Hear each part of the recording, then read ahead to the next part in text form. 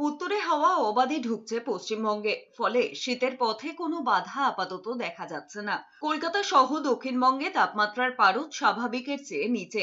সোমবার ভোরে শহরের তাপমাত্রা 15 ডিগ্রি পর্যন্ত নামলো, তাও স্বাভাবিকের চেয়ে 1.6 ডিগ্রি কম। আলিপুর আবহাওয়া দপ্তর জানিয়েছে, রাজ্যের সর্বত্র আপাতত শুকনো আবহাওয়া থাকবে, কোথাও বৃষ্টির সম্ভাবনা নেই। তবে বেশ কয়েকটি জেলায় কুয়াশার সতর্কতা জারি করা হয়েছে। উত্তরবঙ্গের দার্জিলিং, জলপাইগুড়ি, কালিম্পং, আলিপুরদুয়ার, উত্তর এবং দক্ষিণ দিনাজপুর, মালদায় সোমবার সকালে কুয়াশা ছিল।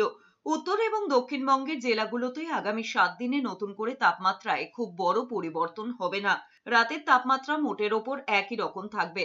সামান্য হেরফের হতে পারে দিনের তাপমাত্রায়। সর্বত্র শীতের আমেজ বজায় থাকবে।